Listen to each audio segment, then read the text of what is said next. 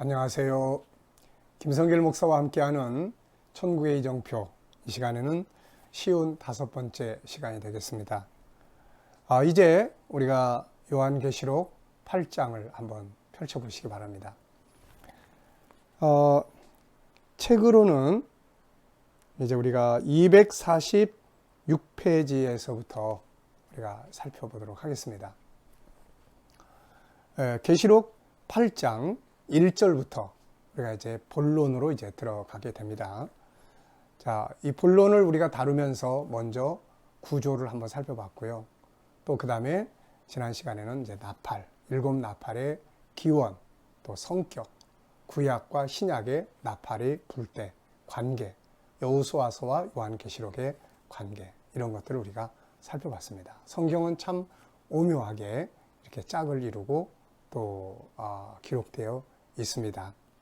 그래서 우리가 성경을 좀 주의 깊게 잘 살펴보면 굉장히 재밌고 또 아주 풍성한 은혜를 나눌 수가 있고 또 사실들을 명확하게 알 수가 있게 되는 거죠.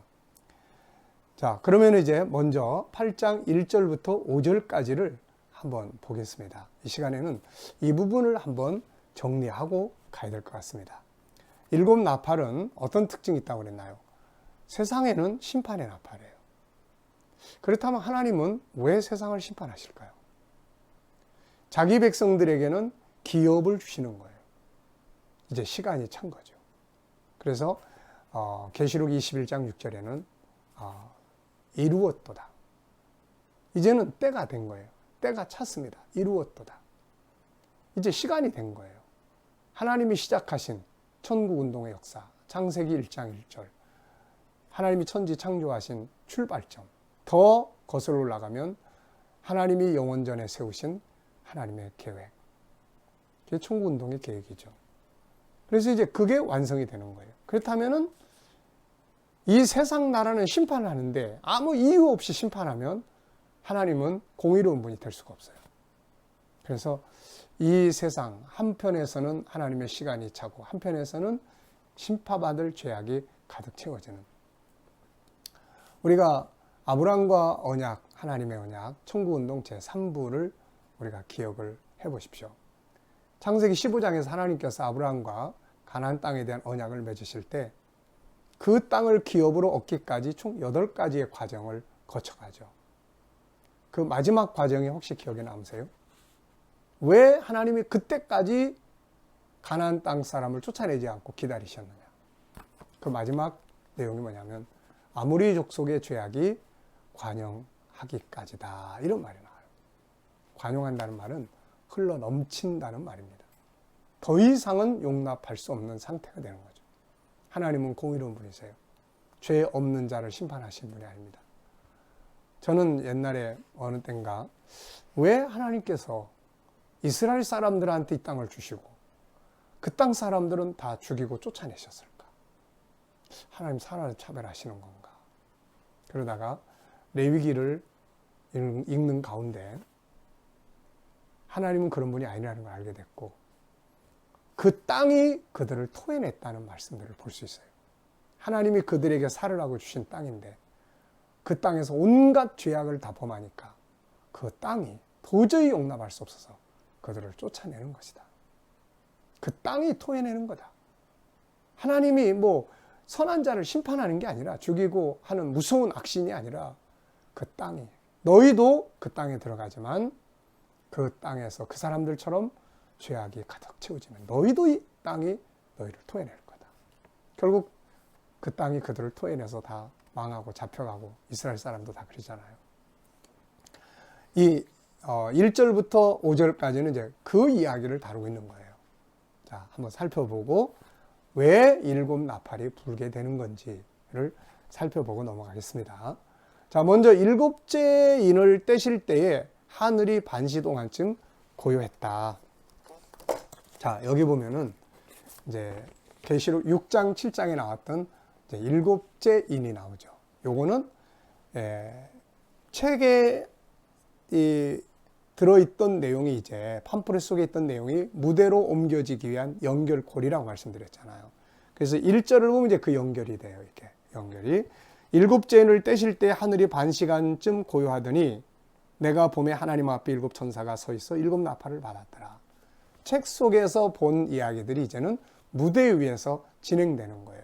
그래서 이것을 진행하기 위해서 일곱째 인이 딱 띄어지니까 드디어 여기는 이제 반시 동안쯤 고요했다고 그러는데 책 속에 있는 계시의 내용이 무대 위에서 진행되기까지는 어느 정도의 시간이 있다는 것을 우리에게 보여주죠. 지금 그 시간이 만약에 다 됐다면 이제 지금 일곱째 인을 떼셔서 본론에 들어가는 거고, 아직 시간이 안 찼으면 조금 더 있다가 본론이 시작이 되는 거고, 그렇죠.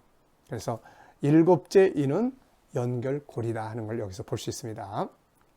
이제 인을 떼니까 2절에서 일곱 천사가 딱 서 있잖아요.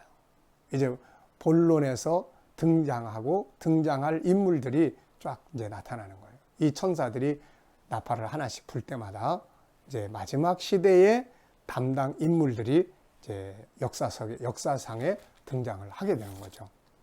자, 그리고 이제 3절, 5절이 바로 하나님이 일곱 나팔을 통해서 세상을 심판하시는 이유를 여기에 설명해 놨어요. 네, 한번 보겠습니다. 또 다른 천사가 와서 제단 곁에 서서 금향로를 가지고 많은 향을 받았으니, 자, 여기에 보면 향이 두 개가 나와요. 두 개. 하나는 천사들이 향을 받습니다.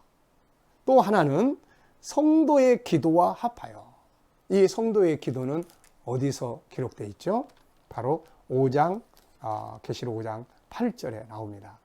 5장 8절에 보면 두루마리를 취하시며 네 생물과 24장로들이 어린 양 앞에 엎드려 각각 검은과 향이 가득한 금대접을 가졌으니 이 향은 성도의 기도들이라. 성도에 드리는 기도가 향이에요. 그렇다면 천사들이 받은 향은 또 무엇일까요? 우리가 이것을 이제 이해하려면 우리가 성경을 좀 쭉 보면 돼요. 자, 창세기 8장을 보면 또 무엇을 가리켜서 향인기라고 이야기를 하셨는지를 알 수가 있어요. 노아가 방주에서 나와가지고 하나님 앞에 짐승을 제물로 잡잖아요. 짐승 제물로 잡습니다. 자, 그래서 20절, 8장 20절에 보면 노아가 여호와께 제단을 쌓고 모든 정결한 짐승과 모든 정결한 새 중에서 제물을 취하여 번제로 제단에 드렸더니 여호와께서 그 향기를 받으시고. 짐승 타는 냄새가 향기롭지 않잖아요. 이건 희생이에요. 하나님께서 속죄의 희생입니다. 그래서 노아와 이들의 죄를 대신해서 죽는 짐승은 하나님 앞에 굉장히 향기로운 제물이에요. 희생이기 때문에. 속죄에 대한 대속의 제물 아닙니까? 대속의 제물. 그래서 이게 향기로운 거예요. 하나님이. 네가 대신 죽는구나. 네. 하나님을 감동시키는 향기로운 제물이에요. 희생입니다. 희생. 속죄의 희생. 자, 그 다음에 이제 레위기로 또 가시면 레위기 1장을 한번 보십시오. 레위기 1장을 보면 하나님께서 속죄법을 주시죠. 이럴 때 이제 짐승을 잡게 합니다. 그 짐승을 잡는데 그 짐승을 잡아서 그걸 불에 태워요. 그러면 13절에 보면 내장과 정강이를 물로 씻을 것이요 제사장은 전부 가져다가 제단 위에 불살라내 번제를 드릴지니 화제라 여호와께 향기로운 냄새니라. 향기로운 냄새. 자, 이렇게 이제 짐승을 잡아서 대속의 제물, 이게 다 대속의 제물이잖아요. 죄 지은 사람을 대신해서 죽는 짐승의 그 태움, 거기서 나오는 냄새, 순교적 냄새죠. 향기로운 제물이에요. 이게 나중에 이제 에베소서 5장으로 한번 넘어가 보시면 여기 가면은 이 향기가 누구에게서 날까요? 바로 예수 그리스도에게서 나는 것입니다. 그래서 예수님의 십자가는 하나님 앞에 향기로운 제물이 됐어요. 에베소서 5장 2절입니다. 그리스도께서 너희를 사랑하신 것 같이 너희도 사랑 가운데 생하라. 그는 우리를 위하여 자신을 버리사 향기로운 제물과 희생 제물로 하나님께 드리셨느니라. 여러분 한번 생각해 보십시오. 아들이 십자가 위에서 못 박히면서 온갖 고통과 괴로움을 다 당하는 장면을 보시는데 그게 하나님 앞에 향기롭다네요. 이거는 대속이 아니고는 이해할 수 없는 부분이에요. 자, 그렇다면 이제 성경 속에는 두 개의 향기가 소개돼요. 하나는 성도의 기도가 향기가 돼요. 또 하나는 희생입니다. 하나님의 나라를 위해서, 하나님의 복음을 위해서, 하나님의 뜻을 이루기 위해서 희생하고 헌신하는 것들, 이게 향기로요, 제물이에요. 이것 때문에 죽임을 당한 사람들이 얼마나 많아요. 계시록 6장을 보면은 복음 증거하다가 순교한 사람들이 하나님의 보좌 앞에서 하나님 어느 때에 우리의 피를 갚아주시려나이까. 저 멀리 거슬러 나가면은 가인으로부터 죽임을 당했던 아벨의 피로부터 시작을 해서 하나님의 나라를 위해서, 하나님의 뜻을 위해서, 복음을 위해서, 주님을 위해서 희생하고 제물이 되어 핍박을 받고 순교하면서 수많은 사람들의 희생과 헌신과 순교의 눈물의 피가 하나님 앞에 올라가는 거예요. 이 두 개가 합쳐지는 겁니다. 두 개가. 그래서 세상을 이게 꽉 채워질 때, 순교자의 피가 채워질 때 이제는 하나님의 진노가 쏟아지는 거예요. 그래서 하나님이 이 세상을 심판하는 겁니다. 그리고 한 맺힌 자기 백성들의 피를 갚으시는 거예요. 그래서 계시록 우리가 18장을 보면 하나님이 세상을 심판하는 장면을 여기 보여줘요. 그럴 때 이렇게 이야기합니다. 20절에 18장 20절에 하늘과 성도들과 사도들과 선지자들아 그로 말미암아 즐거워하라.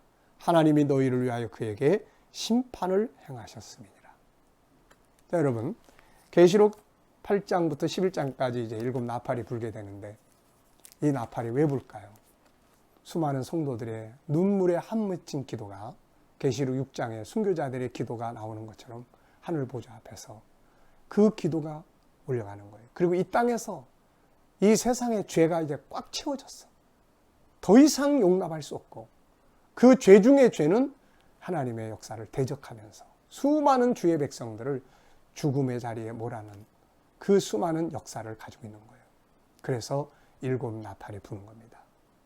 원수들은 심판하시고 자기 백성들에게는 그 영광과 상급으로 기업을 주셔서 그들의 한을 풀어주시는 그것이 바로 7 나팔이에요. 불어야 될까요? 안 불어야 될까요?